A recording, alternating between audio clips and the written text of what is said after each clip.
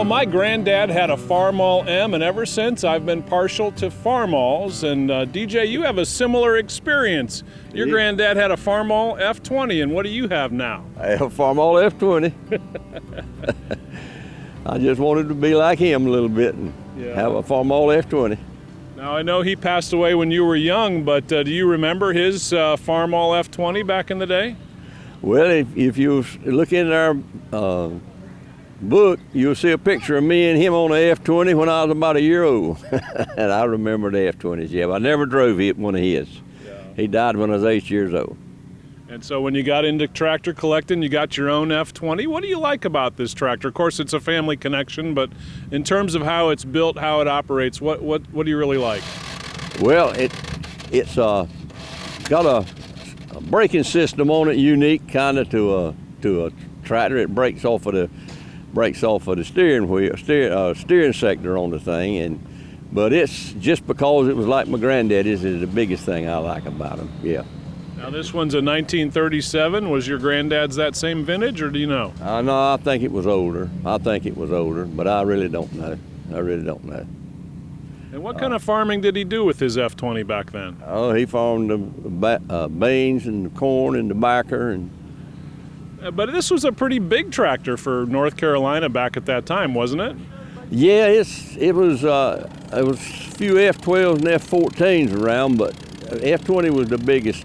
They were I don't remember a F-30 in our area. F-30 was a bigger tractor, but most people had a 20 or a 14, 12. Runs well? Well, yeah, runs good. I like to think it does. Sometimes it's kind of slow about cranking, but yeah, it runs good.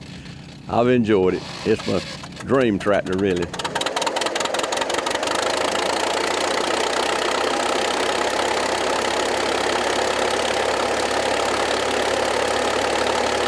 So when you're in the seat of that tractor with your hands on the steering wheel, what are you thinking about? Are you thinking about your granddad a little bit? Yeah, it's a little bit, and it also is, like I say, it's my dream tractor. I really enjoy getting out and going on tractor rides and going to the shows and showing it all. Did it look this good when you got a hold of it? No, I can. My wife, she's a sport. She goes along with me with this tractor stuff, but we went up there to get it, and she said it was a piece of junk in the woods. We had to winch it out and load it on the trailer, but no, it's a lot of work in it. Yeah, it looks pretty shiny now. Yeah, it is, and my day job was a computer programmer, a process control computer programmer, so I didn't know much about restoring tractors and painting tractors and stuff like that, but I worked on it, and I painted the hood. It's my tractor. Done it on the painting, but I painted that hood about 10 or 12 times before I got it where I was satisfied with it, where I wanted to show it. And now your 1937 Farmall F-20's kind of famous, right? It's on the cover. I'm looking at a button on your Carhartt's there, and your tractor's on the button. Yeah, it is, and it's an honor to have it on there. Yeah, I'm glad to have it on there.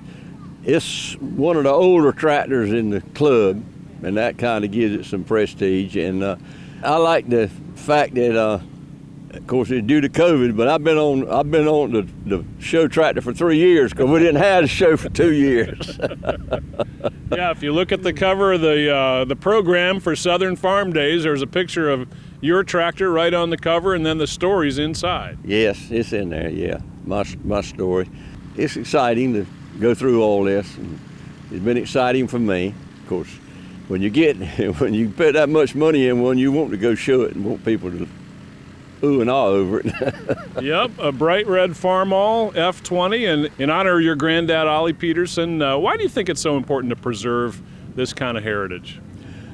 Well, young people don't know anything about it. I have tried to encourage my young people my children and grandchildren.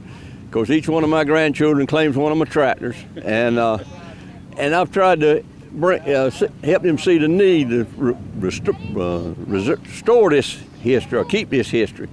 But they didn't grow up driving them tractors pulling the backer in the field and stuff. You know, that's gone. That area's gone, and that's what's going to happen to this tractor club thing. It's hard to get people excited about it that didn't drive these tractors, didn't use these tractors, didn't ride on them or plow with them. You know, it's hard to keep them excited, get them excited about getting involved in this club.